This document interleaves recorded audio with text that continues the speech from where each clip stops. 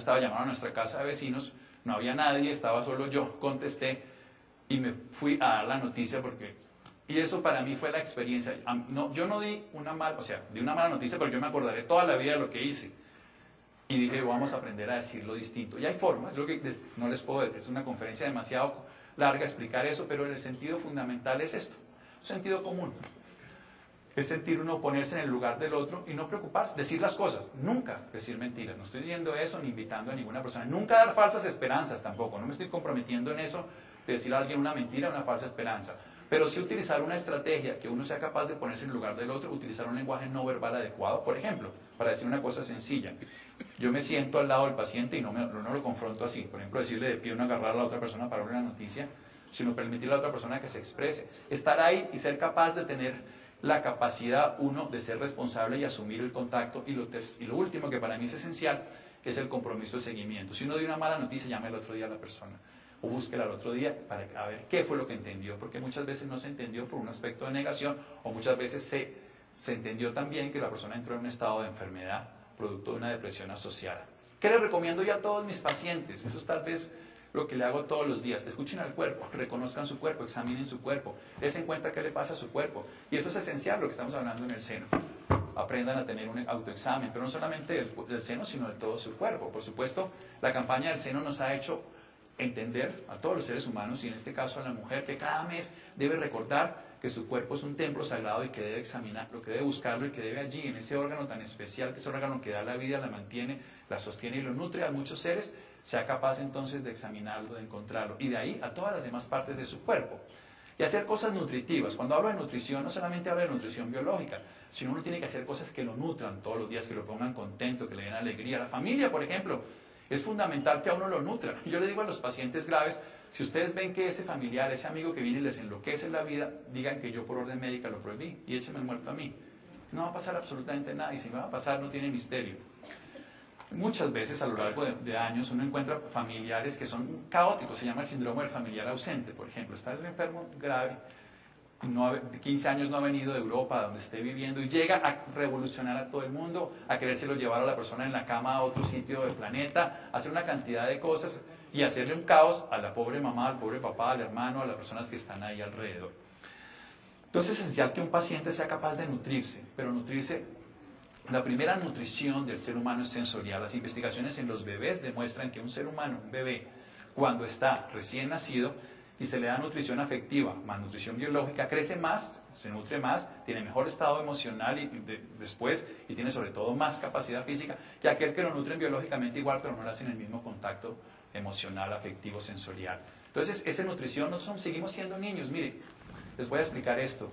Cuando ustedes tienen una crisis, no reacciona el adulto, reacciona el niño chiquito, reacciona el primario que tienen adentro, reacciona el cerebro reptil que ustedes tienen, no el evolucionado cerebro mamífero, ni menos el evolucionado cerebro humano. En ese momento reaccionan automática, instintivamente. Y ese es el ser que hay que tratar, ese es el que uno tiene cuando tiene una dificultad. La médica que hoy va al consultorio, y yo atendo generalmente, desafortunadamente, unos 5 médicos a la semana de enfermedades graves, digo porque es mi gremio. Generalmente logramos un acuerdo muy sencillo, ellos funcionan como pacientes, pues es lo que tiene uno que hacer. No pensar uno que sabe, sino entregarse. Y cuando yo me he enfermado, yo tuve también una enfermedad no de seno, pero también tuve una enfermedad de este estilo, y aprendí muchas cosas a través del dolor previo, o sea, a través de que uno se entera que esto es real y que uno tiene que, o cambia la historia de la vida o se vuelve víctima, y entonces uno escoge. Y tener un motivo de vida diario. Para mí es esencial que el paciente tenga un para qué vivir. Hay un personaje de la historia de la humanidad, Nietzsche, que él decía: aquel que tiene para qué vivir se adapta a todos sus cómo. Ustedes se levantan a las 3 de la mañana si su hijo llora, pero si llora el vecino se tapa en la almohada, con la almohada a la cabeza. El motivo lo hace uno levantar. Ustedes están aquí porque tienen una motivación. Yo salí corriendo al consultorio porque tengo una motivación de contarles a ustedes esto. La motivación de vida nos hace levantar, actuar, ponernos activos, felices. Yo he visto que es el mejor aliciente para que un paciente se haga una terapia. Les voy a explicar algo, y ustedes lo saben.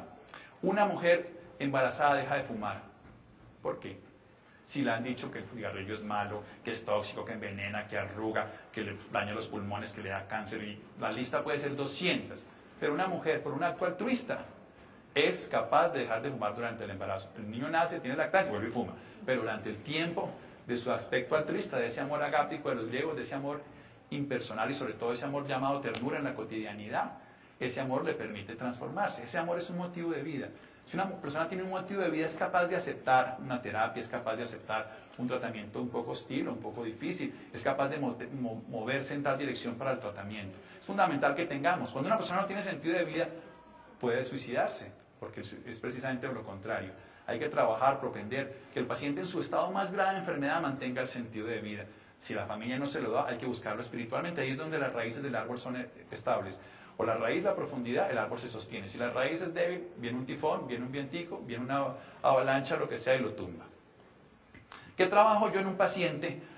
Cualquier paciente de cáncer, pero por la incidencia y la prevalencia del cáncer de seno en Colombia tan alta, por la cercanía que tengo con asociaciones de cáncer de seno, permanentemente veo pacientes de cáncer de seno. E independientemente que no tenga unos estudios que me respalden estos ítems, a lo largo de los años los busco trabajar. Yo trabajo la culpa en el paciente, sobre todo esto que me decían esta mañana, es que yo me causé la enfermedad. No nos metamos en eso. Porque además de que tengo una enfermedad, ahora me voy a dar palo porque soy la culpable, porque a veces lo que uno dice termina siendo como eso. O sea, yo estoy diciendo que los estados emocionales favorecen la enfermedad, entonces viene la persona y me dice, pues usted como dice eso, yo soy la mala que me causó el cáncer. No, porque volvemos a lo mismo. Es como cuando la gente medita que tiene que pensar que no debe pensar, entonces piensa que no tiene que tener pensamientos y lo único que hace es quedarse enrollada allí. Si una persona dice, yo tengo culpa de lo que estoy haciendo, pues estoy en contra de mí mismo, y la culpa es uno de los procesos que más daño se hace biológicamente, emocionalmente por supuesto, pero el sistema inmune también se afecta. Entonces, retirar la culpa. Ya hay ejercicios para lograrlo, hay muchos de imaginería, y escribir cartas y sacar el dolor es uno de los más sencillos, más baratos y más útiles. La rabia. La rabia contra la vida no funciona. La rabia bien encausada se llama asertividad, agresividad versus asertividad. La asertividad nos permite desarrollarnos como especie humana, nos permite crecer, evolucionar, y es fundamental que lo transformemos. La mayoría de los seres científicos somos muy agresivos, los seres humanos que trabajamos en algún tipo de propender algún método científico, ya sea alternativo, no somos agresivos, pero es agresivo porque si no nos meteríamos a investigar, a hacer algo novedoso, a hacer algo contra todo el mundo. Yo llevo 20 años echando discursos, ya me abrieron un espacio en estos lugares.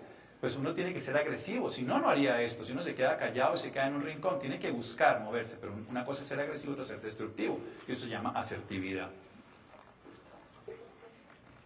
Una de las cosas que más trabajo, además, es el apego. El apego a todo. Y generalmente una persona en una enfermedad grave se da cuenta que de nada le sirve apegarse y tener. El apego, para que ustedes me entiendan, es como el IVA de las emociones. Es el valor agregado a una emoción. Tenemos sentimientos, nos gusta algo, pero el apego nos hace sufrir sobre eso. Nosotros nos roban un carro, nos duele porque es de nuestro. Si roban un carro al lado, nos sufrimos. Es el apego que tenemos a ese sentimiento, a esa argolla que nos dieron, a esa cadenita, a esa historia.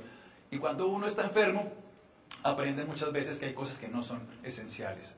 Y cuando lo hace, disfruta mucho más. Rico no es el que más tiene, sino el que menos necesidades padece. Cuando uno tiene menos necesidades, no quiero decir que esté mal que alguien tenga dinero, lo que pasa es que hay una frase de la India que yo le repito mucho a los pacientes: uno nunca debe tener lo que no esté dispuesto a perder. Y entonces cuando uno es capaz de gozárselo, pues lo disfrutó, y lo bailado, ¿quién me lo quita? Nadie. Me lo gocé y puedo vivir de los recuerdos. Uno nunca debe tener lo que no está dispuesto a perder, que ahí ve que lo está apuntando para que no se le pierda la frase y queda mal escrita. No es mía, es una sabiduría oriental. El miedo no favorece nada. El miedo lo inmunosuprime a uno, el miedo lo pone a uno en un estado mucho menos adecuado frente a la enfermedad. En cambio, la actitud de trabajar sobre ella es maravillosa. Y además el médico, a mí me gusta sentir que me hago al lado del paciente y trabajamos en la misma dirección, y al lado de los colegas. Nunca voy a pelear con un colega, haga la estrategia que haga la terapia, porque yo creo que nos interesa lo mismo. Tenemos que ponernos hombro a hombro y no frente a frente. No nos sirve de nada pelear contra los médicos. En varios foros que hace unos años X persona nos ponía, vamos a pelear, entonces yo no voy al foro. Si vamos a hablar de todo lo que quiera, yo estoy dispuesto siempre a hablar de todos estos temas y que me pregunten lo que quiera, que me cuestionen lo que quiera, pero no pelearlos, porque no le va a servir a nadie. Y vuelvo, insisto, el sentido de la vida. Sentido de la vida. ¿Para qué es la vida?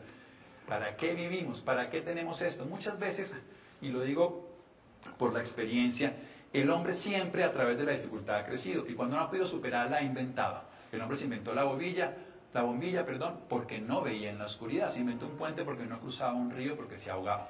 El hombre ha crecido de esa forma. Todas las fundaciones que existen, y esta mismo, ¿por qué tenemos hoy una conferencia acá?